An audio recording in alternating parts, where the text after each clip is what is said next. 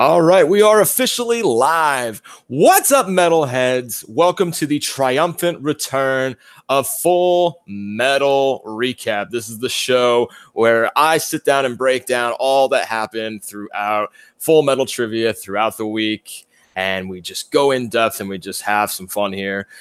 It's been a long time since the very first episode. This was supposed to be a weekly thing. This was going to be something that we were going to keep it very regular and kind of have some fun with. But then stuff happened beyond my control, as I'm sure most of you are aware of. And the show, unfortunately, kind of took a little bit of a backseat, if you will, just while I got stuff sorted out there. But you know what? We're back now. We're ready to get the show going and break down everything that happened. You know, for those who do not know me, I am Big Poppa himself here, Jeff Varju, your host for tonight.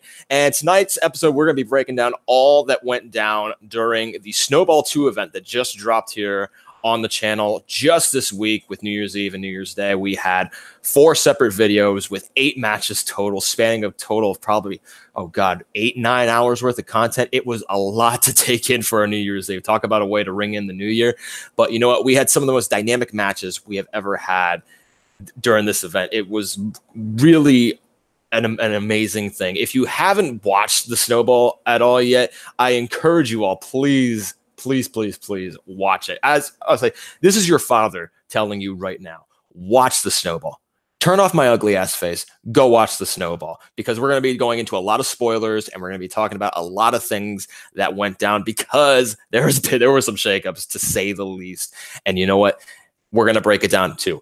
And then also, following the talk of all the things Snowball, I'm going to be doing my very first AMA sessions. For those who don't know AMA, it is Ask Me Anything. So if you're watching along live right now on the stream and you got questions for me, whether it be about movies, music, TV, games, if you want to know about me personally, if you get whatever you want to ask me, I was like, I'm going to have to save them just for a little bit. Wait until we're done talking about the recap stuff, because I didn't want it to get lost in the comments and get lost in the shuffle a little bit. So just hold on to it for right now, but we're going to get ready to start and talk about all things Snowball related. I'm pretty sure you can all see me right now. You'll see my eyes look over a little bit. I currently have on football as well. I'm watching the Eagles-Bears game, even though I am a very, very upset Ravens fan right now.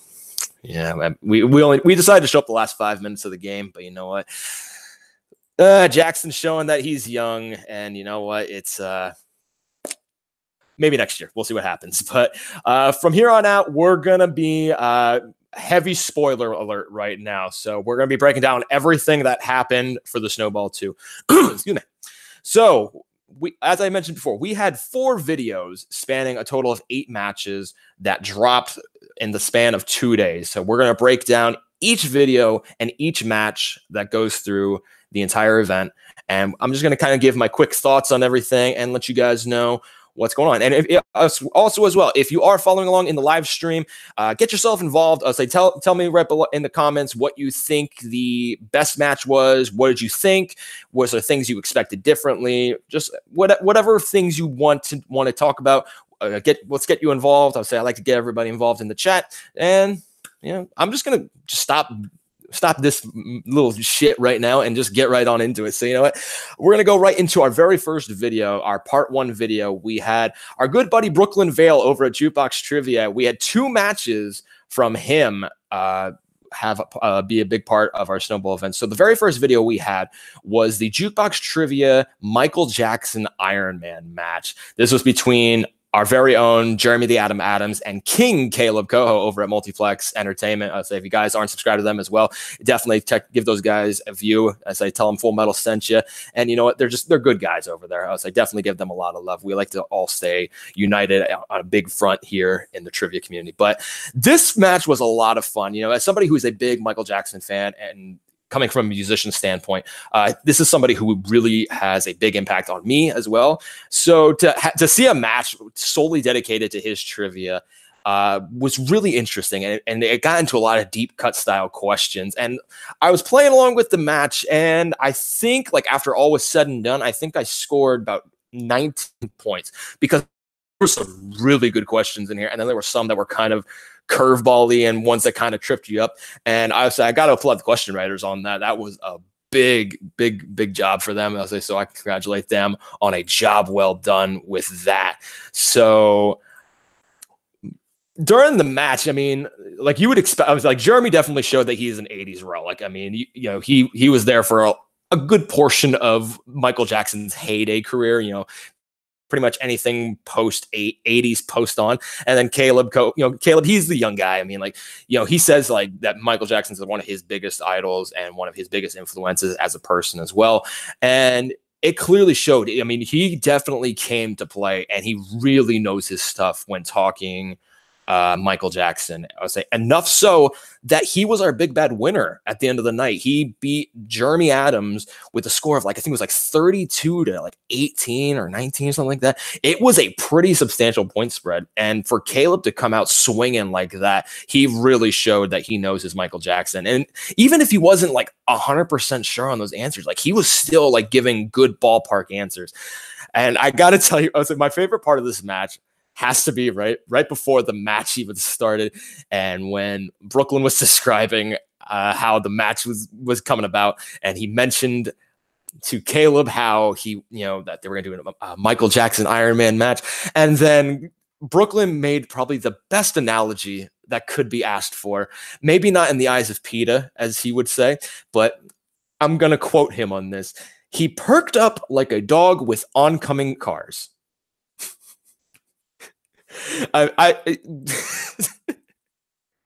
We know what he meant. He meant a passing car, but oh my God, it was probably one of the highlights of that match right there. It wasn't even a question, but oh my God, it was the funniest thing to happen during that match. It was so friggin' hysterical. It was a much needed laugh.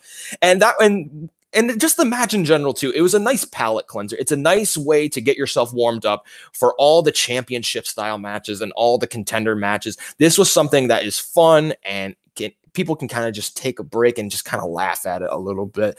And that it's kind of in the same vein as random matches. These are usually matches when people can kind of just relax more. They don't have to really rely so much on being the best at it. Well, in some ways, yes, like you're trying to prove a point, but in the same vein too, it's more of a relaxed setting. There's not anything on the line. It's just bragging rights at this point. But even then, I mean, trivia really is just bragging rights at this point. But that's neither here nor say. But at the end of the day, this Iron Man match was a lot of fun. It was so fun. It was so good to watch. I can't say fun as anymore. I mean, it was. I mean, I would say, if anybody doesn't like Michael Jackson, come on, like get with the times. I mean, say what you will as he is as a person. That's another debate for one day. But to look at him as an entertainer and look at the span and the discography that he has, there's no denying that he's like the best entertainer known to mankind. And I love the match. I love the match. There was so many great questions. I got to pick a bone though with Brooklyn really quick though. And I think he's probably watching along with me on the live stream right now. Yes, he currently is. I was say he just commented, not my brightest moment, but I had a nice chuckle over it. Yes, it was. That was the funniest thing of that match. But I do have a bone to pick with you. Considering this was a Michael Jackson match, and being that you're a Simpsons fan, you did not mention any question regarding Do the Bartman. Are you serious right now? That was a missed opportunity. I was waiting for it, knowing that you're the massive Simpsons fan as it is, and I'll say not even at least putting like, oh, what did Michael Jackson provide the backup vocals to for a popular song based off of a cartoon? Like I was waiting for Do the Bartman. Oh my God, I was a missed opportunity there, Brooklyn. Come on, boss. But at the end of the day, I can't let that question completely shun the match and just degrade it. Overall, it was still a lot of fun. If you haven't watched that, I would say you have a lot of fun with that. Play along with it. There's some nice deep cut questions in there. It talks about his Pepsi commercial and some of the B-sides and everything. It was a great match. So good job, Brooklyn, with that match. Next up, then, we have our Dance-Off Championship, the very first inaugural championship Dance-Off. So for those who aren't familiar with Dance-Off, this is essentially what Movie Battlegrounds is. This is debating more, but more music in line. It's like, nice refreshing Coca-Cola to clear my vocal cords. But yeah, so the very first inaugural dance-off championship was between Cody Newberry and Matthew Rosa. Now, I played Cody in the dance-off. So he and I had a debate at it, and he narrowly beat me. He beat me by 1 point, and it came down to the last question on a tiebreaker. It was a 2-1 split, so he just beat me. But you know what? All that aside, Cody's a fantastic player. He is such where he doesn't do well in trivia, he makes for up in debate hands down tenfold. This you do not want to go up against him in a debate, because he will just go at you so strong and so hard that it's gonna be near impossible to try and like regain yourself. But if there's anybody who had a chance that was going up against him, it was clearly Matthew Rosa. Matthew Rosa, who is our current Jukebox Trivia champ, having the opportunity to hold both belts in the Jukebox League. This match showed the best of both competitors. It showed that they're both very offensive players. They both like to attack the other's arguments really well. Cody, I'll say, he always just comes out and throws the haymakers no matter what. He always just tries to knock them down as quick as you can. But Rosa, he played the defense really well. I'd say, like, I'd say he's usually an offensive style player. He's usually one to pick out faults as well, much in the same vein as Cody. But Rosa played a really good defensive game as well. Unfortunately, at the end of the game, it just wasn't enough for him, and Cody squeaked out the win and is now our first inaugural dance-off champion. And I know Brooklyn, he was just kind of, oh man, I gotta give him the win on this one, because we all know Cody and Brooklyn, they just have a love-hate relationship. They're like the equivalent of Archie and Edith Bunker. I love looking at them on screen because they just make me smile. Whether it's on Late Night with Take 3 or on Jukebox or Multiplex or wherever it is, those two are just fun to have on screen. And when they're on screen together, they just make me smile all the time. But I'll say, going back to the match, Rosa, he will definitely bounce back from this. I'll say the scoreboard is going to be the scoreboard. It's going to be a 1 point difference. Rosa will bounce back from this very, very quickly. He will show that he has the debating skills quickly. I think he just kind of needs to fine tune some of the arguments a little bit more, and kind of needs to just rehash a couple things here and there. And I can see him being a champion in this ring easy. But Cody Newberry, though, I mean, that's the top dog. You want to get on his level. You want to beat him, and that's the golden nugget right there. Once you beat Cody Newberry, anything is possible at that point. But it's gonna be a tough nugget to crack. So you know what?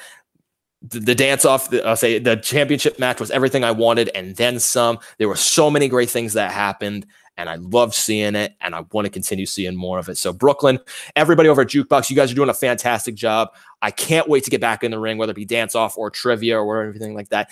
From everybody over here at Full Metal, we love what you guys do. Keep doing it. We love the music trivia. Thank you guys for being so awesome what you do, and thank you for letting us host your championship style matches here on Full Metal. So much love to you, buddy.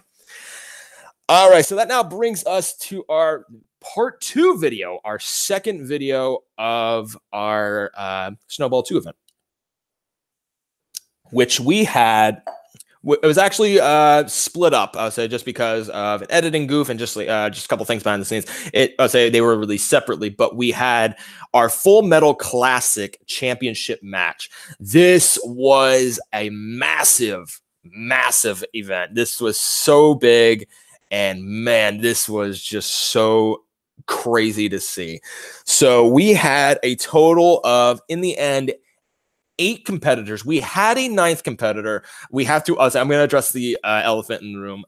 Unfortunately, Brian Michaels was on the roster to play for the night. Unfortunately, just because of internet connections and problems with that, he was unable to finish competing during the match, which is a huge bummer, because Brian Michaels is such a great player. He's proved that time and time again, whether it be in singles or in classic or in teams. He is a player you definitely want to watch, and I think he's just got to figure out the internet stuff. That'll get figured out, and everybody has internet issues. Everybody runs into it here and there, but you know what? at the end of the day, it just, it was a tough break for him, but unfortunately, just the show has to go on. But you know what? We'll get him back in that ring very, very quickly. So, Brian, keep at it, buddy. I was like, don't let internet bring you down, and we'll get you back in the ring soon. But still, we have on the classic roster for that match, we had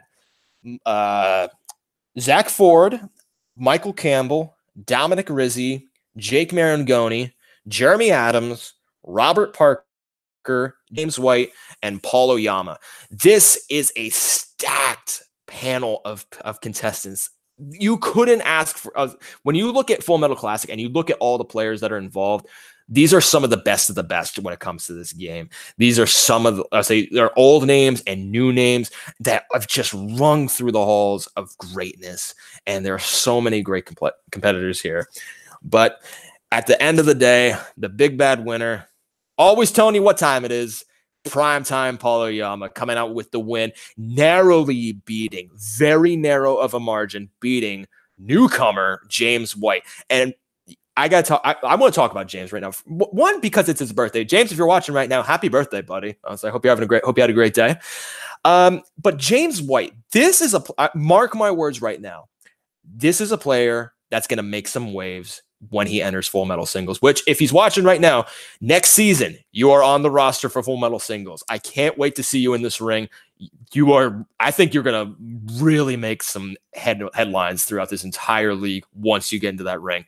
But James White is really a player I think is going to be on the watch. This is going to be somebody you really want to pay attention to and really fear if you get into the ring with him, because I think this guy can really do amazing things. So James, if you're watching right now, I can't wait to see you back in the ring. You're going to do some great things. Paul Oyama, I've talked to Paul so many times off screen, whether it be off stream or whatever. And Paul is such a nice guy. Obviously, this is a guy who truly knows his stuff when it comes to film trivia, and he knows a lot about like the nuances. Like this is somebody, a lot of people would call him a quote snob in the business, but he just has I think he has good taste in some ways.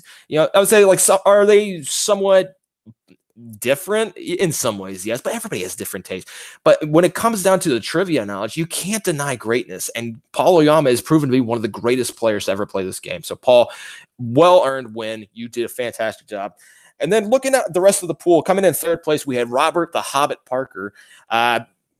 Let's say Robert was a champion back in the day. Robert was such a fantastic competitor. It just comes down to the questions at the time, and it just seemed for him. Say some of the questions stick, and some of them didn't necessarily. Round 2 could have went a little differently, of course. Round 1 could always go differently. But you know what? At the end of the day, third place is still nothing to be ashamed at, especially in this talent pool, because you came one spot ahead of our fourth place finisher, which was Jeremy Adams. The guy helped create the game. The guy is one of the founders on this channel. He's one of the guys who is in charge over here. But I was like, just at the end, he said himself, he's like, I didn't play the best game. I didn't really have my best moments. We all have it. Everybody has an off moment. Everybody kind of just has their time where they just aren't the best playing. We all have been there. I've certainly been there. But he'll bounce back quick. He'll definitely bounce back quick. But then rounding out the pool, we got in fifth place, Mr. Jake Marangoni. So he played. Played a great game. But it just came down to semantics. I'll say we're going to see him sooner. I would say a couple times popping up throughout the Snowball, as well as Jeremy and Paul. I'll say a lot of people on these rosters have made multiple appearances, and you're going to notice that throughout the entire night. Greatness speaks for itself, guys. What more can you say? And then rounding out in the sixth spot for Classic, we had Dominic Rizzi, and then we had Michael Campbell and Zach Ford rounding out the bottom. They said they had rough times, trying to get back into the game. But, I was say Zach Ford. Poor guy only scored 1 point throughout the entire match. But at the end of the match, he said he should really consider going into cartooning, because you know what? I love Zach Ford doodles. Those are always the best things you can look for at a match with him. You can always have something good from him. I was saying they're always going to make you chuckle. But out of this talent pool, you had some of the best players playing this game. It was so good. Classic's so much fun. I mean, Classic's the entryway to get into singles. If you do well in Classic, you will get into singles here at Full Metal, no problem. So I said, look at James White, look at Paul Oyama, Brian Michaels, like everybody gets their start in Full Metal, and then they start coming over into the bigger league, and then they start making some headlines. So you know what? At the end of the day, Classic, it's always going to be a fun time, whether you are a new player or an old player. If you're watching right now and you want to get in a Classic match, be sure to be part of our Facebook group. I'll say there's going to be a link down below in the description, as well as through every video. Follow the link, sign up there. The post usually goes out, I think, on a Monday. They usually try and do that sometime in the afternoon, but it's usually a first come, first serve basis. But they also usually try and get the newer competitors in as well. So be sure to stay along with that and get yourself in a match and have some fun, because there's so many people, whether you're old or young, new person, old or old member, it doesn't matter. I'll say Classic will always have a home for people, and it's always a good time, and everybody here is always going to welcome you no matter what. So that's all that matters at the end of the day. All right, and then we have our fourth match that we're going to be talking about, which is our Full Metal Geek Championship match. This was this was a match. This was a match people were definitely looking forward to, and one that people really were keeping an eye on because of the two people involved. These are two of the hottest names in terms of fandom, in terms of geek trivia. You can't get any better than these two. You have the Hobbit Robert Parker going up against Dominic Rizzi. And oh man, I was like, Robert coming out and showing why he's one of the best at geek. You know, say like he is just a flawless competitor.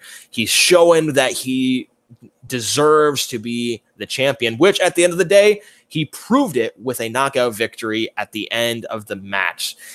Rizzi, Dominic Rizzi. This was a guy who I played in a singles match, you know, and I think right now he's been hit with the bad luck stick. Everybody gets hit with it once or twice. And you know what? I think just Rizzi just got hit with it one too many times. I would say he didn't do too hot in his Classic match.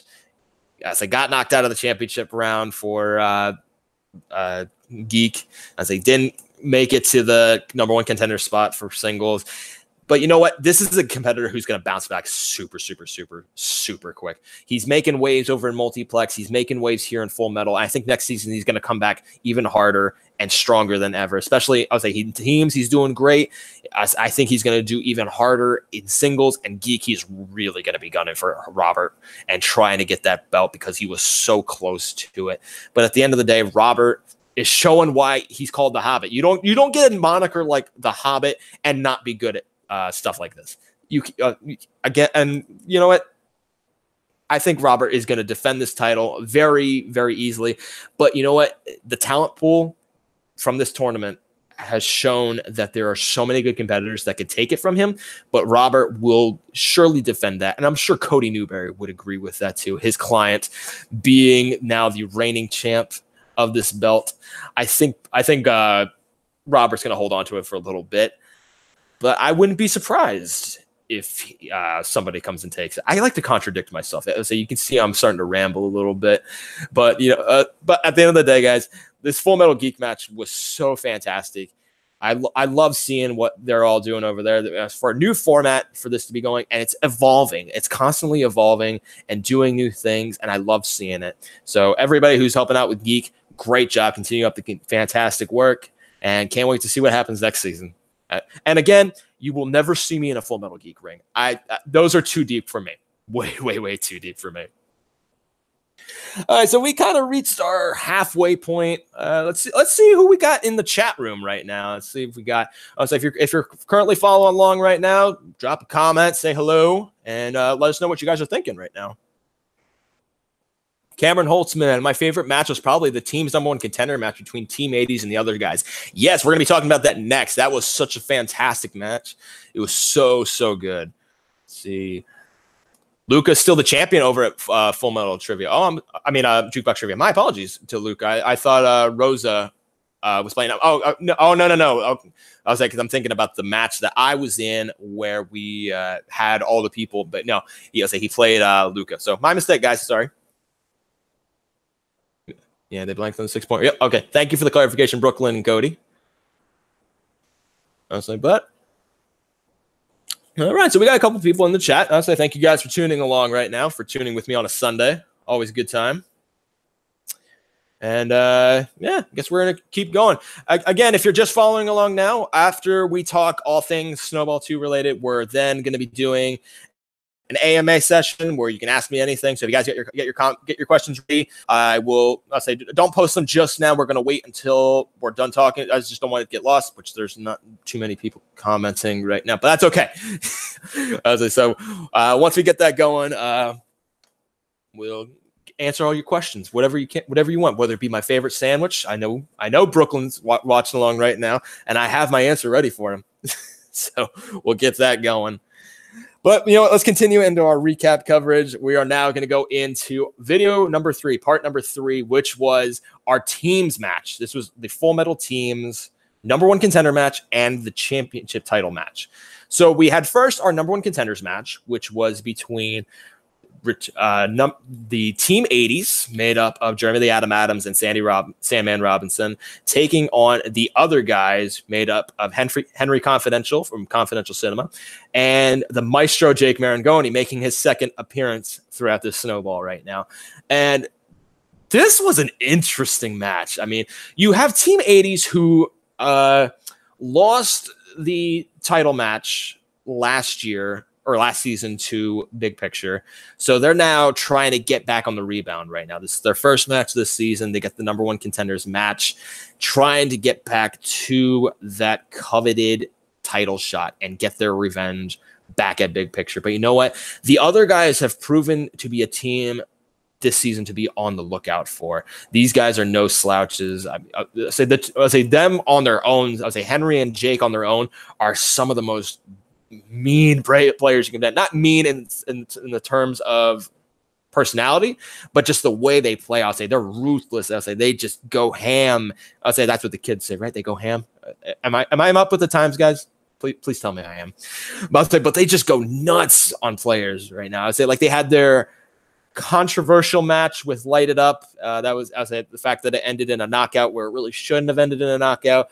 But I'll say that was resolved behind the scenes and everything ended amicably there. So props to everybody on that end, for resolving that. I'm itchy, as you can tell right now. My lip is getting a little itchy. See, this is the beauty of things happening live.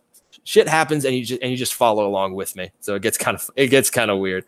But you know what? Going back to the match, yeah, there was some there was that IMDb question, the 2-pointer for the other guys that was brought up as a challenge. Yeah, that's when things get kind of hazy. But you know what? These are moments when challenges are warranted, because you run into that gray area of whether it was released, indie or worldwide. You're always going to run into that issue. And everybody makes goofs. Everybody makes mistakes. You can't fault question writers for.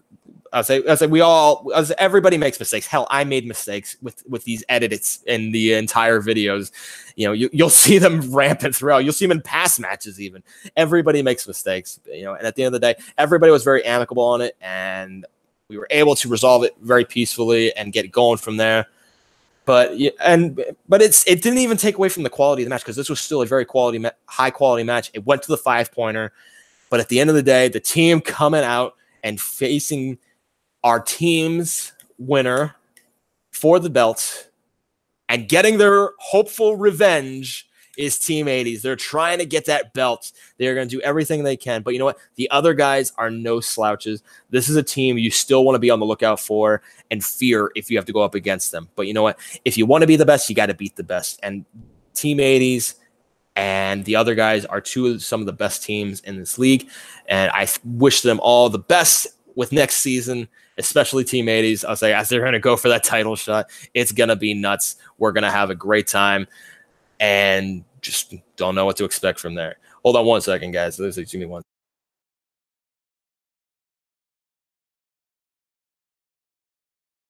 So sorry about that, guys. I was like, kid fell asleep still, and father-in-law was asking a question. It happens. It happens to us. Again, beauty of stuff happening live. Gotta love it. And especially living at your in-laws after everything that happened. I'm ready to go home if you can't tell right now. No, in all seriousness, I'm very thankful for my in-laws right now. But you know what? After our contenders match, we had our championship match. Our team championship match between reigning champions, Big Picture, made up of Primetime Paulo Yama and Zoso Michael Campbell, facing off against the challengers, Blockbuster Video, made up of Mr. VHS, Nazario Montenegro. I love pronouncing that name, even though I'm probably offending so many people of Latin descent. And Mr. DVD, Mike Hanley. And talk about a match that you didn't expect it to end the way it did.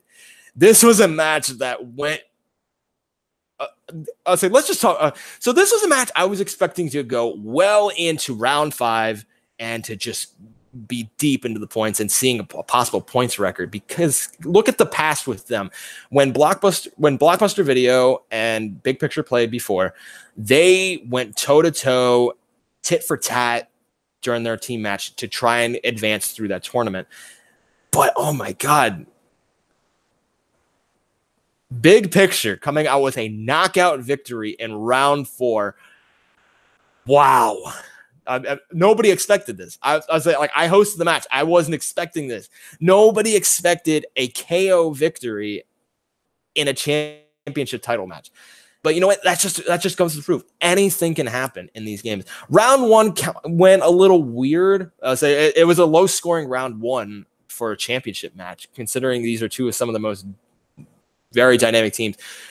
Let's look at Blockbuster Video for a minute. In round 2, I forgot what they spun. What? Oh God. Quotes. It was. I would say, and they had an okay time. They didn't do necessarily the greatest or the worst at it, but at the end of the day, I think they did all right with it. And then you had Big Picture just coming in. I think they got actors and actresses, and they just wrecked from there on out. I say as soon as they got that, it just literally boom, boom, pow, right through that entire round. Round 3 through their strength category, they lit it up quick. And then with Blockbuster Video giving a 2-point steal, I think that was kind of like the turning point for that match. That was where the tides really turned. And then going into the weakness round, Big Picture didn't even have to do any questions from their weakness. But man, I feel so bad for Blockbuster Video, because because Nazario and Mike are two of the nicest guys you could talk to. They are such a dynamic team, and I think in terms of chemistry, these are two of the best players who mesh well together. I loved their strategy going into round 2 when they were doing multiple choice, and they were shouting out the numbers rather than the letters, so that way it wasn't giving any hints away to the opposing team. That is a really interesting strategy. I think people are going to start picking up on that now, because it's a very unique strategy. It's something that works so well, and I can honestly see it going really, really well for people, because it doesn't give anything away. You're playing the game. But you both got to stay on the same page. It's a tough role, but in the same pace. I got to respect it. I was saying also too, Big Picture, they're still undefeated. This is the team you want to be. I was saying, and I know people have said in the past, they're like, oh, Paul carries that team. Absolutely not. Michael Campbell is just as good as Paul. Michael Campbell is one of the most underrated players playing this game right now, period. People sleep on this guy for I don't know why. I think Michael Campbell is one of the best players. Him and Paul balance off each other really well. I like the strategy that they used where they kind of ran the clock down a bit and just kind of talked through. Even if they had to go to multiple choice, they were trying to get the most out of their time and to talk through their answers. That's a very sound strategy, and it works really well in the end. So it's literally what it comes down to at the end of the day. It's how you play the game. And at the end, and with both teams, they both showed such camaraderie and such respect for each other that you can't be mad at anybody. This was such a fantastic match. Big Picture earned that victory well, and they're gonna have to defend it again, say in the near future. Against who, we don't know yet, because this next season is going to really show what these teams have to offer. I can think of a certain Stormy team that may want to get in that ring, but we got a couple hurdles to jump through just yet, as well as a couple other teams. So, you know what? Anything's up for grabs next season, and I can see a lot of stuff happening. So, you know what? Big picture, fantastic job defending the title. Blockbuster Video, you guys are going to bounce back from this super, super quick. I can see you guys back in that title chair again, trying to get the belt again. But you know what? Just at the end of the day, it wasn't the right questions, but can see you guys bouncing back. So, you know what? Great job, everybody. A lot of fun to watch that match. Take a quick sip here. As you can tell, I finished my Coke right now and just am on the water. So right now, that brings us to our final video. Video number 4, which was all singles, all Full Metal singles. And the first video that we had was our number 1 contenders match, which was officially dubbed the Triple J, which included myself, the algorithm Joseph Olivas, and the maestro Jake Marangoni, making his 3rd appearance here at the Snowball. And coming out of round 1, I'm just going to finish talk. I'm going to talk about me right now, just because I want to get it out of the way. Statistically, not my best game.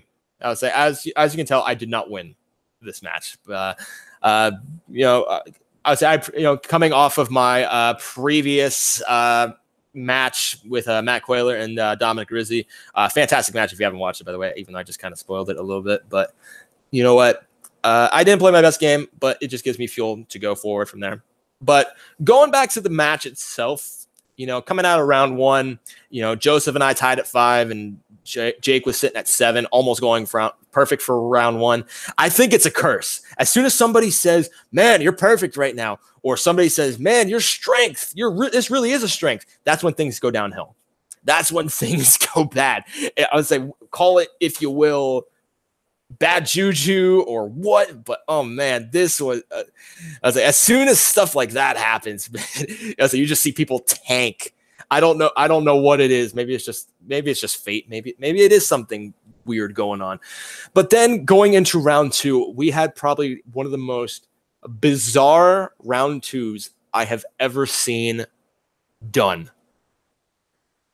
We had the same color come up not once, not even twice, 3 times. Joseph Olivas controlled round 2. He picked the category for me as well as for Jake. This has never happened. Stuff like this doesn't happen. This doesn't happen in a round 2. It's one thing enough to get a color spun. It's one thing to get your color spun twice, but 3 times, man, the gods were looking out for Joseph that night. But you know what? You play the game. That's just how the game goes. I mean, it happens.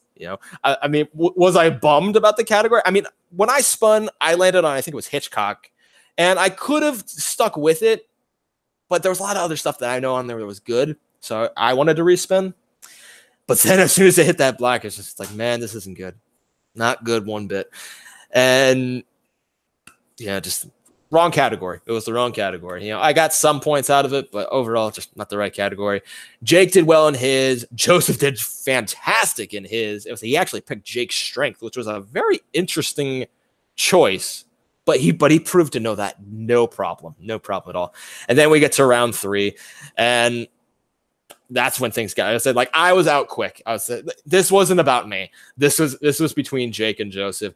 These two went tit for tat, back and forth. I thought we were going to get another sudden death match.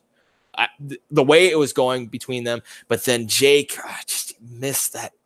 Missed that 5-pointer. I'll say under the Tuscan sun, man. It's gonna haunt you. I think I'll say a forgettable romantic comedy from the early to mid 2000s. It's gonna haunt you now. But you know what? Joseph coming out at the end of the day with the win and going on to the title match set for next year. And oh my God, I said it at the end of the match, and I'll say it again. I can't be mad that the best player won. The best player won at the end of the day. Joseph Olivas is a new competitor we've seen enter the ring this past season, and he has proven why he deserved to go to that title shot. He is such a great player. He knows a lot. I'll say the big thing everybody harped on him for was his marker. I'll say I was like, maybe for his title match, we'll all pitch in and get him a bulk set of dry erase markers. But you know what? This guy is, I would say he played so freaking phenomenal. And I can't wait to see him play for the title belt and possibly even get it. I think this guy could easily get it. This is somebody you really wanted to fear. I feared him going into this match. I was, say the fact that I was tied with him, I take that as a personal win. I'll say Jake Marangoni. We had history back in the early days of Full Metal, back in the one classic match, and he got his sort of prophecy fulfilled, beating me. But at the end of the day, this was a fantastic match. It was an honor to play both of these guys. And I can't wait to see them back in the ring again, whether I'm playing them or they're playing somebody else. These are two fantastic gentlemen, and there was just a lot of respect thrown in that ring. So, Joseph, good luck to you going for that belt. Jake, I'm pretty sure we're going to see you back in that contender spot again. Keep it at it, buddy. And I'll say a lot of good stuff in singles, guys. A lot of good stuff. Which brings us to our final video of Snowball 2, which is our singles title match. And this wasn't just any singles title match. This was a triple threat singles title between our champion, Jeremy the Atom Adams, who kind of inherited the belt from the Cobra Chance Ellison. And then we have our challengers being Sandy the Sandman Robinson and Primetime Paul Oyama making another appearance in this ring. And I'll say, look at Jeremy and Sandy going at it right now. I say that's a Team 80 Civil War. I'll say you couldn't ask for a better match in that way. I'll say, but we gotta, unfortunately, Sandy just didn't have the best day, unfortunately. I mean, coming out of round 1 with a 1 point, and round 2 he struggled a little bit. Round 3, I'll say he did good in his strength. He went to multiple choice, I'll say, and he still did fine. But I'll say Jeremy and Paul, this was the grudge match between them. This is where you truly saw greatness being played out. And I'll say these three individuals I'll say Jeremy, Sandy, and Paul are three of the best players to play this game. If there was a Mount Rushmore, these three would easily be on it. I'll say if we went beyond 4 players, I'll say like we could honestly carve out an entire mountainside of all the great players. But you know what? Sandy unfortunately got knocked out of round 4. So round 4 was something a little different just because of a triple threat style match. We did a betting system and bet the 1 point. Unfortunately, just wasn't enough to get him into that final IMDb round. But you know what? He still played a great game. I'll say Sandy's gonna bounce back from this match super, super easy. And I wouldn't be surprised if we see him back in a contender spot again. So you know what, Sandy, if you're watching right now, you will absolutely get back into that ring. I can see it. I'll say you have improved greatly, and I can't wait to see you continue playing for that. So that now brings our attention between our champion, Jeremy Adams, and Primetime Paul Oyama. And at the end of the day, it came down to the 5-point question with a difference of 1 or 2 points. We have a new champion. Paul Oyama currently holds not 1, not even 2, but 3 belts within Full Metal Trivia. He owns the classic belt, the team's belt, and the singles belt now. Should we dub this the Snow Paul? Come on. Bad joke, guys. I'll say, based off the way he played, Paul's proven a point. He's proven that he's one of the best players in this game. He is proving this for a reason. Paul Oyama, mark my words, is and always will be one of the best players to play this game. And he will hold on to these belts for a while because he has the knowledge. But you know what?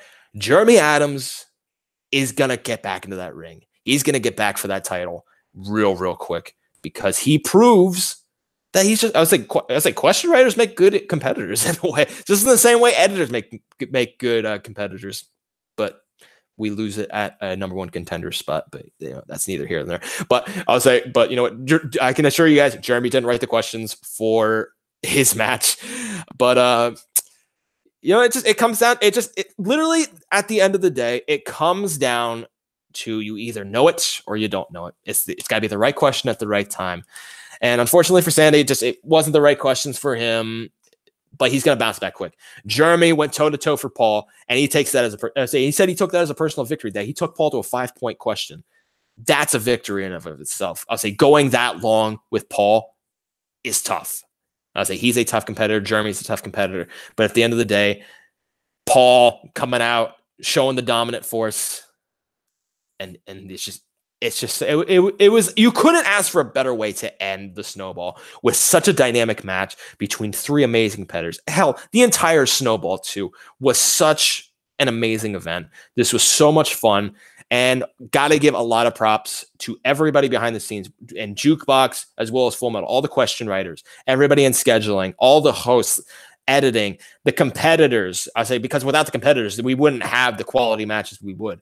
This was such a fantastic event, spanning how many hours? We blew our proverbial wad with this entire special, and it's all for you guys. We love you guys, the viewers, the fans, the competitors.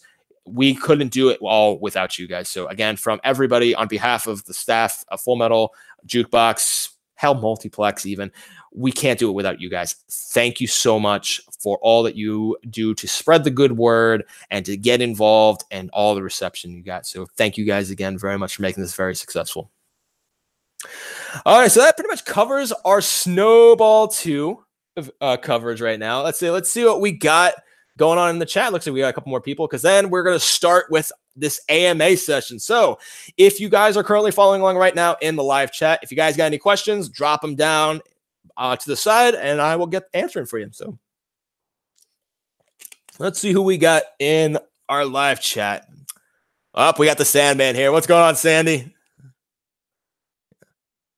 Jeremy's here too. Oh man, we got the former champ. I would say you did play good, Jeff. Joe just had all the luck. Yes, he did. Joseph all of us is just a dynamite player. I say so is Jake. Everybody's a dynamite player. I say that's the beauty of Dad. I said it in the teams match after the peppermint question. Everybody gets ice cream after the match, and that will always stand. Come see Daddy. He will always get you ice cream after the match. So, oh man, this was a lot of fun, guys. I miss doing this in a way. I miss coming back to the recap, and I got to make this more of a regular thing. But so all right. I made my post earlier in the Full Metal group page on Facebook. Ask if you guys have any questions, and we do got our good buddy Ryan Permerson asked a couple questions, so I'll ask those. If you guys are currently watching, you guys got any questions, drop them down in the chat, and I will get to them. So, most anticipated movies of 2019 and why? I'm looking forward to like the big stuff, obviously, like Endgame and Episode 9 from Star Wars. I'm trying to think like what else is even coming out in 2019. Godzilla looks pretty cool, I guess. It looks kind of fun.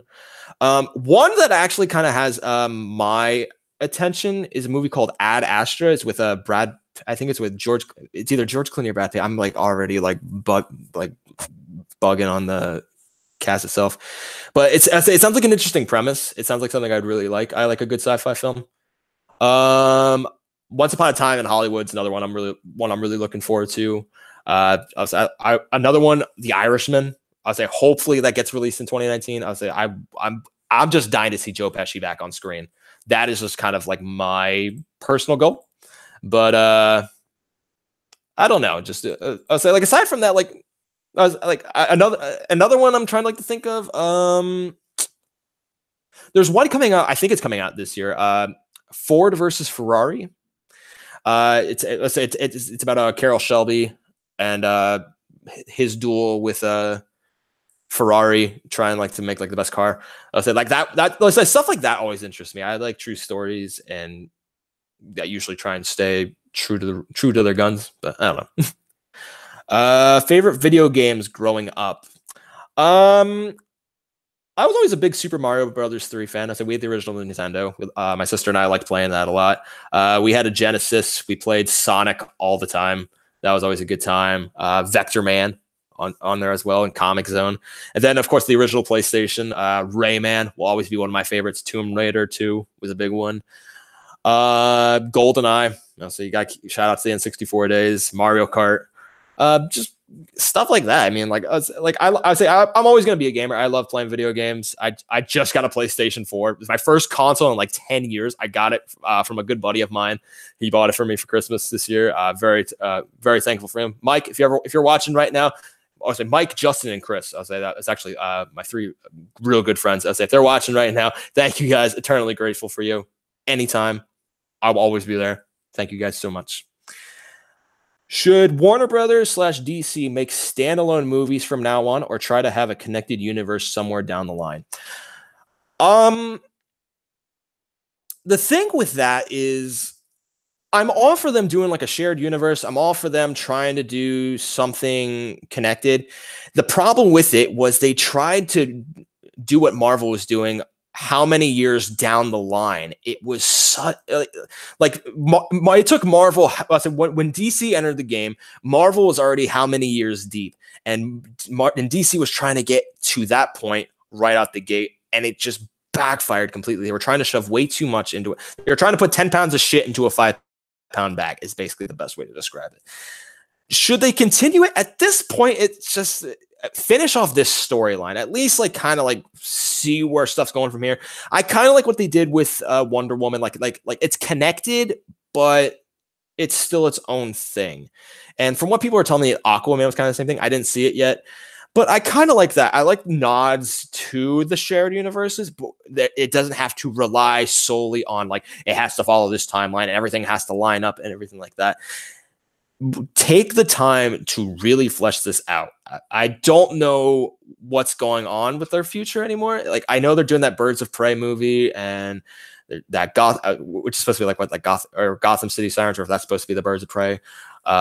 Suicide Squad 2 is supposed to be doing a thing. I don't know what's going on with Cyborg and Flash, but at this point, I think they need to hit the drawing board again. So you know what? Yeah, just see what happens from there. But I'll watch.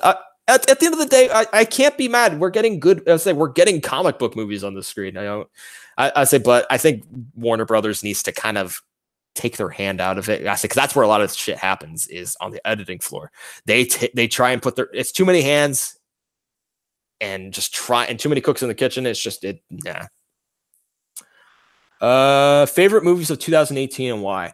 I said probably my favorite. I didn't see too many from 2018. That's the thing. That's what fatherhood does, guys. You don't get to see a whole lot. I would say, especially with a fucking 1-year-old, you don't get to see much of anything anymore. But the stuff I did watch, I did like. I saw Star is Born. That was really, really good. This is a good year for comedy. I liked the fact that comedy made a pretty big impact this year. I loved Blockers. Blockers was really fun. Game Night was pretty cool.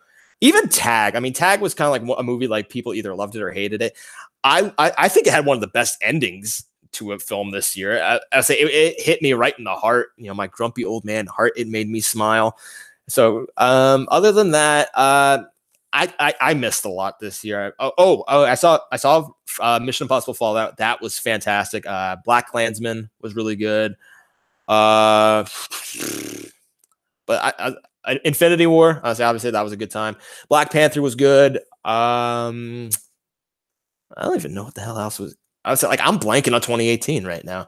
But I didn't see a lot of stuff either. Everybody's talking about Bird Box right now, which everybody's you could skip it. Which I gotta watch it and still, I've missed ever since this fucking fire. I've watched nothing. I am so behind on TV. I'm so behind on everything. I was watching Castle Rock going into before this happened, and I have yet to finish it. I haven't even started Haunting a Hill House or anything of the story. I'm so behind on everything, but I'm hoping to be back soon watching all this stuff. So we'll see where we can get going. So that was the comment there. Let's see what we got going on in the chat. Let's see what we got here. All right. Is there a movie that you and your wife disagree on? Oh my God, take your pick, Brooklyn. I was like, my wife is not a fan of the talkies, as Cody Newberry would put it. One movie I know in for sure, like one that I love is Captain Phillips. I absolutely adore that movie. I was happy I got the question in my match. I was like, it was such a good moment for me. But aside from that, she doesn't like too much. I think, for instance, Sue loves P.S. I Love You. Jessica loves P.S. I Love You, and I refuse to watch it. Oh, I've watched it. Oh man. You have no idea what you're in store for if you watch that movie. So my wife cries from the moment it starts till the moment it ends. It's just 2 hours of nothing but tears. So that's something you can go for. And I guess I'll ask you what your favorite sandwich is. Okay, so my favorite sandwich. I was waiting for this question. I'm a barbecue fan. I love a good barbecue sandwich. I'm a fan of it's brisket. I like a moist brisket with a nice good smoke ring, probably about 12 to 13 hours in the smoker. And then we put a little bit of pepper jack on there, just a little tiny bit. Or smoked Gouda. That's always good stuff. And then I put it's a cayenne pepper infused barbecue sauce. It's so freaking good. I don't know what the name of the sandwich is, but it's such a good sandwich. It just melts in your mouth as long as it's made the right way. But I'll say probably my favorite sandwich of all time. If it's disappointing to you, I'm sorry. If you could set up any dream match in any of the various leagues, who would you book and why? Ooh, that's a tough one. If we're talking current roster, like if we're talking current roster with the Full Metal group, this is tough, honestly, because there's a lot of good matches. I would love to see Luca and Jeremy go at it again because that was a great match the first two times. I'll say to see it come for a third match, I think would be really good to see. I would love to see Cody Newberry and Matthew Rosa go at it again in Dance Off. That would be really fun to see. Yeah, I look forward to any match. I think any match has the potential to be legendary. I would say there's always going to be good stuff there. So. What is a really unusual topic you would like to have a match in Full Metal Random? I just realized today that I'd like to do a true crime match. Ooh, a true crime match would be interesting. I mentioned before, like a 2000s match. I'd say not really obscure or anything, but I was like, we did 80s, we did 90s. Might as well make the Trinity complete into 2000s. Aside from that, like obscure. I gotta think about that one. I gotta really so that's one I gotta really think about because I would love to do another random match. I gotta find something really good. What I would say, I think we could do like a fun like music style match, or maybe something along the lines of sports, or hell, I'd say anything really. I mean, I don't know. Good question, Jeremy. I don't know. I'll say, is that it for questions? I'll say, if you guys are still watching along, if you guys want to ask another question, by all means, go for it. And so if you guys want to know the score right now of the Eagles and Bears game, it's currently 3-3 with 3 seconds to go at the second.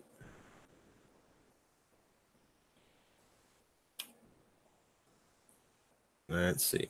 Sandwich sounds good, but you're missing one key component. What kind of bread does it go on? I'm picturing either a baguette or a ciabatta. Ooh, a ciabatta would be pretty good. We usually put it on. Oh God, what the hell's the name of it? Is it ciabatta? Oh no, it is ciabatta. Wow, I'm an idiot. I was like, sorry about that, Brooklyn. I was like, baguette would actually be pretty good. I was like, a good baguette's always a good time. I'll say I'm even a fan of sourdough. I'll say sourdough bread's usually good, but for a brisket sandwich, nah. I'll say depending on certain things, but I don't know. I don't know, guys. So guys, got anything you want to talk about? I said everybody's kind of quiet. Are you guys just watching my eyes constantly go over to the side to watch the game? I don't know. Oh, Henry's here. I can see him. What's going on, boss? Weird meats you haven't tried or always wanted to. I've tried horse and alligator, but always wanted to try octopus. Octopus creeps me out just because it's always. I would say just the fact that it, like, even when you like say you kill it, it's not going to be fully dead. It's going to just wiggle down and just suck. And like the fact that it could suction into my throat really creeps me out. But I've tried alligator already. I've actually tried it on a cruise ship. I'll say really good. Really, really, really good. It's like stuff I want to try.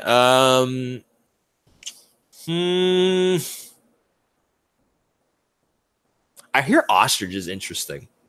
I was like anytime I watch like weird eats or whatever like that, or they'll talk about like steakhouses with like different types of game that you can do. There's like ostrich and buffalo. I've had bison already. Bison's pretty good.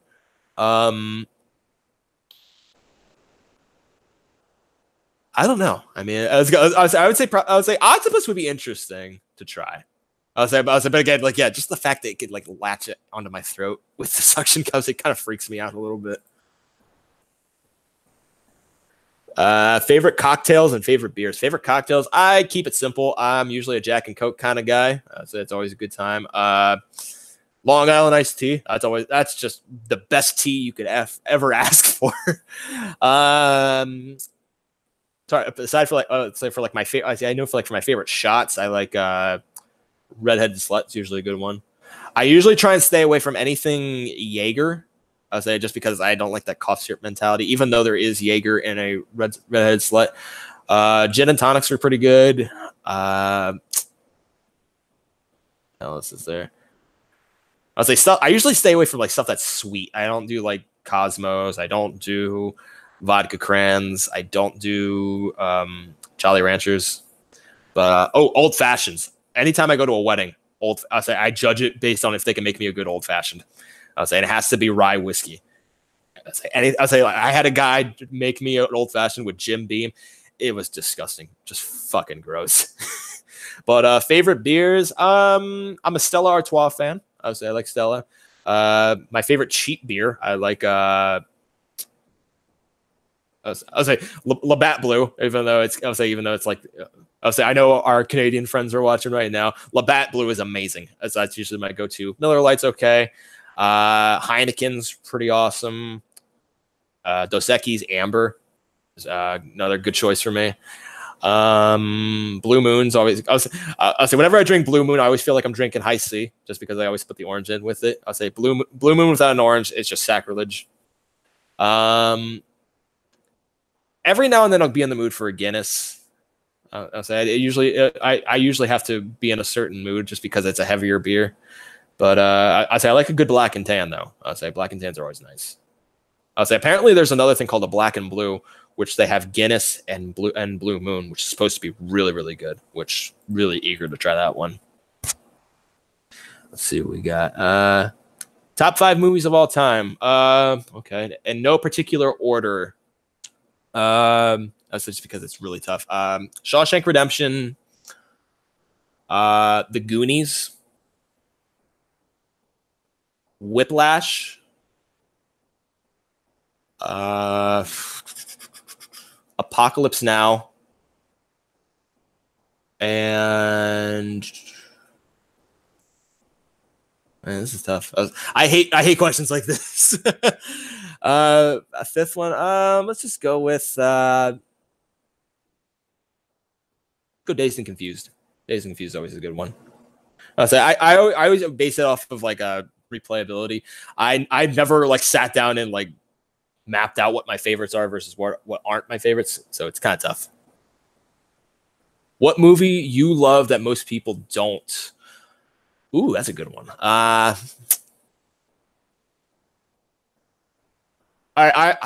Okay. I got a good one. Now, bear in mind, this isn't a movie I love. I don't hate it as much as everybody else does, and I can actually tolerate it. All right, everybody, here comes the deep water. I'm ready for it. Pearl Harbor. I said it. There. I don't hate Pearl Harbor. When you take out the shitty melodrama that is in there, because that gets pretty bad, yes. But when you look at like the actual historical side of it, it's actually not too bad. It actually stays pretty faithful in some regard. And long, yes, long. I would say, and this was like the start of Michael Bay's decline. Even though everybody's like, he was already terrible to begin with. Lately, yes, he's been pretty terrible. But you know what? Pearl Harbor is always one I kind of defend because there's actually an interesting story too with Pearl Harbor because I remember watching this with my grandfather, who was a master sergeant in the Army, and he had buddies who were at Pearl Harbor, and I remember sitting there watching it with him, and he was very like distraught about it too. Oh, actually, now that I'm thinking about it, add to my top 5 or top 10 Saving Private Ryan. That's always a great one for me. But going back to the story, yeah, I remember watching it with my grandfather, and he was really kind of like on edge and just kind of distraught about it. And he didn't really talk too much after that because it was like it brought back a lot of bad memories for him, and I would say just being over there because he didn't talk about it much, but it was an interesting moment, watching it with him, and kind of commend, I commend him for what he did, and how he was, but I don't know. But yeah, I don't know. Sue asks, what's a redheaded slut? And yeah, I agree. Straight Jaeger is Black Death. Jaeger bombs, on the other hand, though, are gold. Blech. Jaeger bombs are disgusting because I don't like energy drinks. They're just gross in my opinion. Redheaded slut. Oh god, what the hell is in them? It's Jaeger. I think it's gin. Hold on. When in doubt, Google. Redheaded slut cocktail. Jägermeister and schnapps. Okay, so that was actually pretty. Okay. Jaeger, cranberry juice, peach schnapps. I was like, so yeah, it's actually not too bad. I was saying, like, if Jaeger's mixed with something that it's kind of masked, it's pretty good. Let's see what else we got here. Most disappointing episode of a TV show you love. I would probably go episode 7 of Stranger Things season 2. That was just like the most unnecessary episode of all time. It just yeah, they're trying to set up a potential storyline, but it just was like kind of like a come on, or it didn't make sense. It was really stupid, and I just just like I didn't gain anything, nor did I really lose anything. So to me, nah. Blue is awful. It's split away from being offline. What's going on, Jonathan Peck? Black and blue is delicious, nice and fruity at the start with a rich finish. The end, good. Am I watching the Bears versus Eagles playoff game? Yes, I currently am. So I have it on in the background right now on mute, just background noise. I'm quite new to this community. What's going on, Caleb? How you doing, buddy? I'm quite new to this community. I've seen the Snowball II, but what are some other really great essential matches I need to see?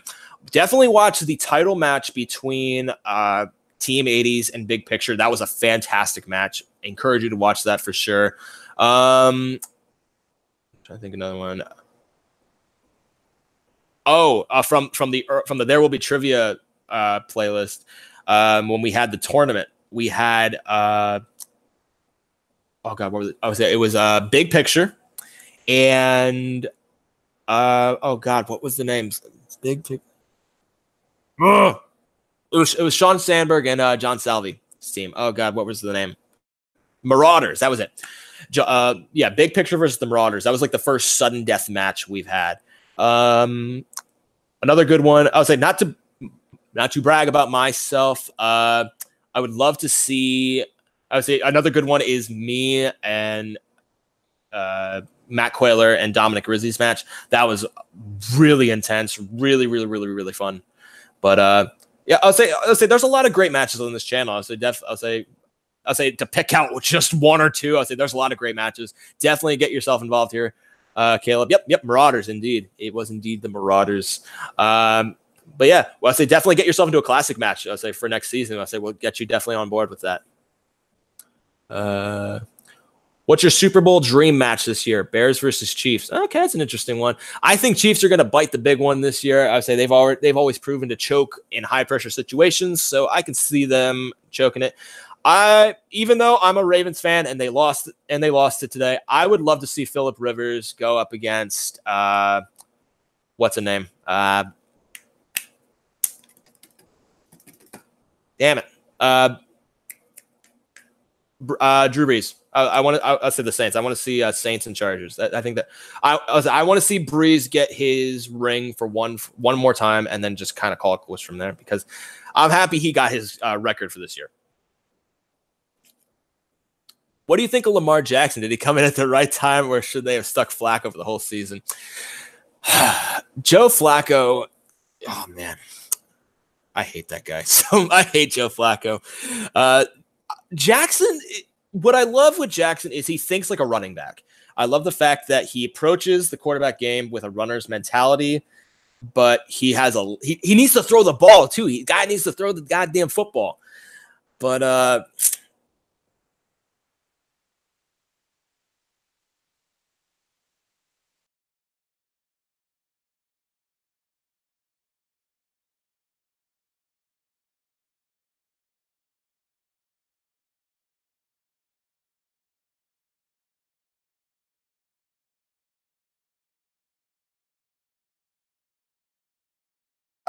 he needs to throw the ball. That's what it comes down to. Guy needs to throw the goddamn football.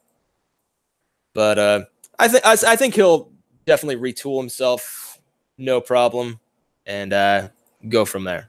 But I don't know. Maybe next year. maybe next year. Uh-oh. Looks like we lost the stream a little bit. Uh-oh.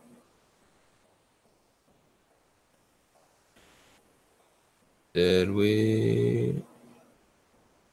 Oh, no, we're good. We're good. Honestly. Sorry about that, guys. So let's take a look at the comments again. Jonathan's here. Cool. All right. Yep, we're good.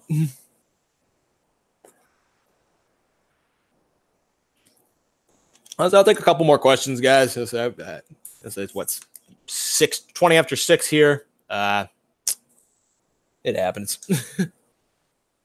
That's it. Say a couple more questions, whatever you got. There's one question I'm surprised nobody's asked me yet. I'm waiting to see if somebody does. But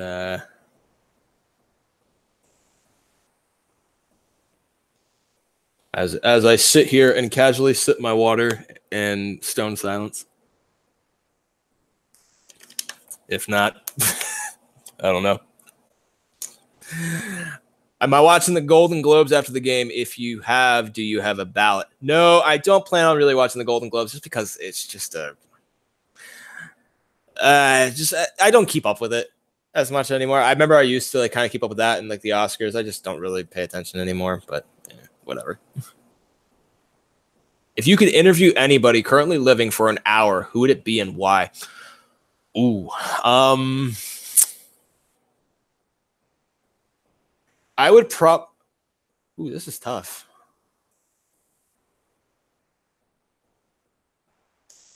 I would probably go.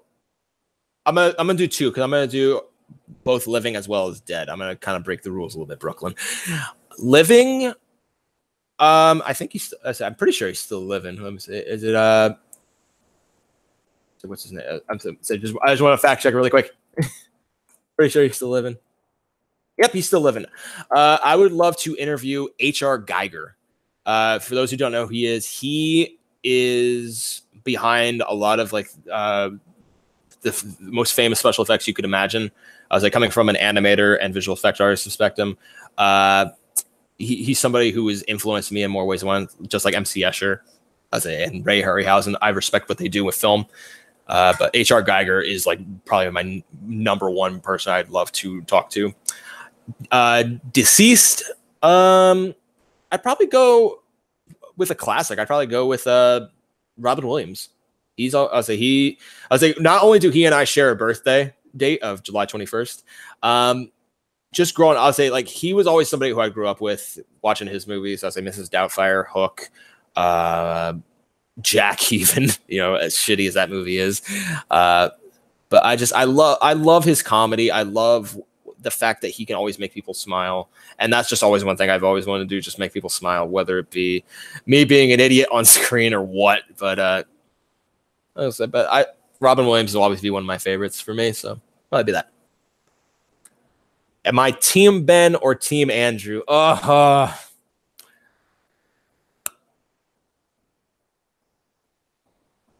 probably go Team Ben, just because he's a fellow Magic the Gathering player, and you got to stick with him.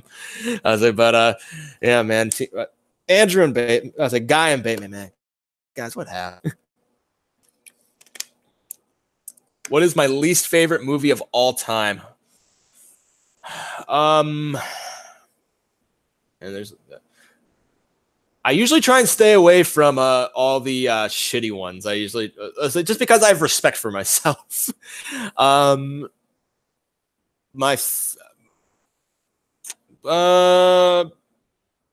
least favorite movie, one that just infuriates me to no end. I probably would go with, just because of one moment, Knowing. The Nicolas Cage one where like they predict, where it's like the letter from like a time capsule predicts the future. The moment they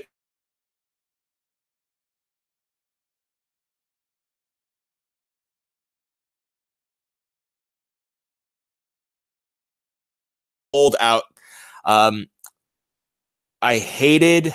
Oh, okay, no, I got one. I was like kind of going back to Brooklyn when he mentioned about like, is there any movies that like my wife loves versus that I hate? Movie my wife loves that I cannot stand is Safe Haven. My wife loved that movie. I say because the stupid plot twist in that movie at the end. Oh my god, it is so fucking bad. And I'll say for those who do not know, basically what happened was at the very end of the movie, Colby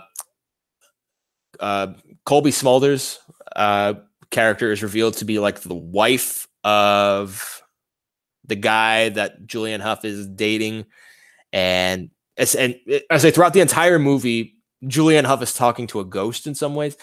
But the part that pisses me off is just it's like so it's basically saying that this girl is crazy because she's sitting there talking to nobody. She's out at restaurants talking to nobody. It's proven that she's a fucking loon. It's so goddamn dumb. I couldn't stand the movie. Could not stand it. Oh my god, hate. I was like dumbest plot twist of all time. Dumbest. I was also we watched the first 50 Shades movie together. Talk about an awkward experience. I was like, my wife read all 3 of those books, and I remember she was like, "Oh, watch the movie with me at least." I don't know why I agreed to do it, but oh man, it was bad. It was so fucking bad. Oh man. Speaking of Robin Williams, favorite stand-up special, The Top Part by John Mulaney and Carlin's Jammin' in New York are my favorites. Oh, Carlin's Jammin' in New York is pretty amazing. I'm a big Gabriel Iglesias fan. I like anything he does. Got the chance to see him see him perform live. That was a real big that was a big dream of mine. Robin Williams live at the Mets, classic. Eddie Murphy Raw. Oh god, what was the one? Dave Chappelle's the 2 he did before Equanimity and the Bird one from Netflix. Those were really good. Also Killing Them Softly was good. I'm trying to think. I'm blanking on comedy specials right now. Oh, Rodney Carrington is a good one too. Live at Live at the Majestic? Let's say he was good. Brian Regan, his one live album where he talked about the snow cones playing baseball, Little League baseball. That's just classic. I'll say Chris D'Elia is another one I like too. I like the stuff he does anyway. In your opinion, what is the worst film to win Best Picture? Um, I I wasn't a big fan of The Artist. I didn't care for Crash, really. Crash was okay, but Best Picture? Eh. Um, didn't like The English Patient. I say that one, right? I'm pretty sure that one Best Picture. Uh, I'll say aside from that, like not too many. I say I like The Hurt Locker. Like I'm trying to think like some like the big controversial ones. Moonlight was good. I like Moonlight. Uh, no, a questionable one, Argo. Argo winning Best Picture? I don't know about that one. Good movie, but Best Picture? I don't know. Favorite James Bond movie? Ooh.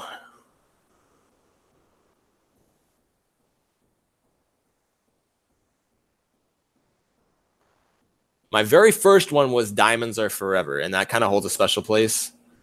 But in terms of filmmaking quality, I'd probably go Casino Royale. That's probably my favorite one. Let's see what we got here. Crash and King's Speech tend to be pretty unpopular. Oh yeah, King's Speech, man, that was boring. I was like with Crash, I like the idea of doing like an interwoven storyline. Like I can appreciate that, but it was too preachy in some parts. And it's been a long time since I only saw it once and kind of forgot about it. Anyway, guys, I'll do 3 more questions. I'll say after that, we'll call it quits then, and maybe I'll go see what my kid's doing. I've been out here for an hour and a half. Personally, I think that Chicago is a terrible movie. Oh, I kind of like Chicago. Chicago's pretty cool. I'll say coming from a musician standpoint, I love anything with jazz music. I'll say that's always a good one for me.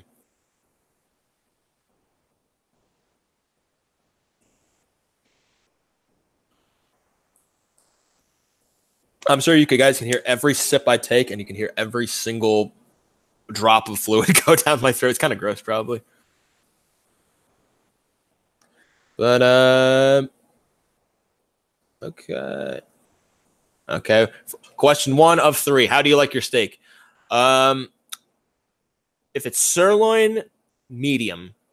Filet, medium rare.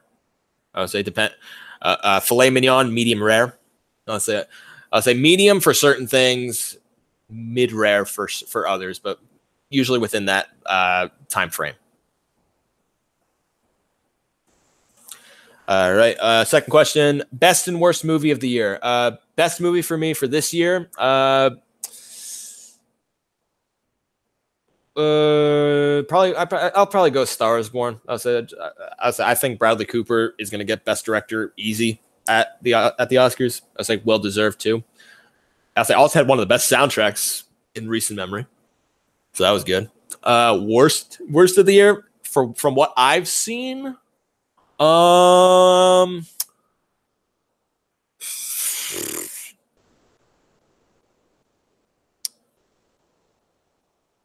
Let's go. Oh, goddamn, what the hell was it called? Pacific Rim Uprising. I watched that. That was bland. That was just boring. I was like, because I liked the first one. It was pretty fun. So yeah, I'm good with that. Okay, let's say Dan Murrell and Chance Ellison play 5 matches. Who wins at least 3 of them? Oh God.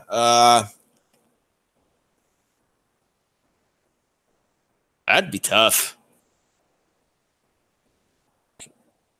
I could see Chance doing it.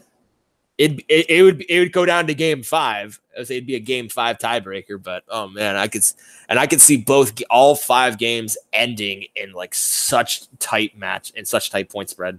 But I don't know. I don't know about that. I think a Chance could do it. So all right, and let's see what we got here. Last one from me. Do you watch Hot Ones? And would you try any of the sauces? I try all of them, and I'm not a huge spice guy. I love spicy food. I have done ghost peppers. I have done Reapers. I had Reapers, Carolina Reapers in salsa, and it hurt it hurts. It hurt big time. But I do watch Hot Ones. Hot Ones is a lot of fun to watch. I like just watching the natural progression of panic inducing. I was like, but I'd love to be on that show. I mean, I'd love to try the spices. Any would I try? I try the hot. What's the hottest one they have? Did they? I was like, isn't there one they did where they had Mad Dog plutonium in it? I was like, I'd try that for sure. But yeah, I would say I love spicy food. I always cook with it. I would say anytime I like.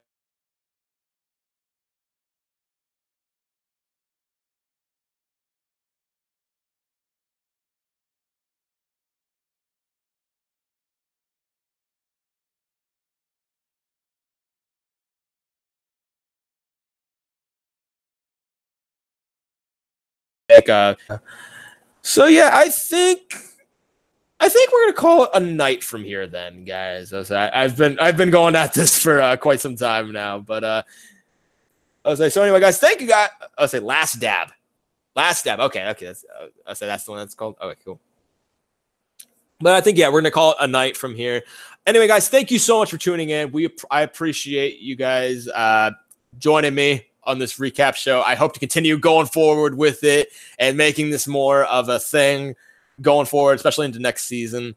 And once I'm back home in the comforts of my own office and not here at my in-laws, I was like, but I do love them. I was like, Carl and Laura, if you're watching right now, I love you guys.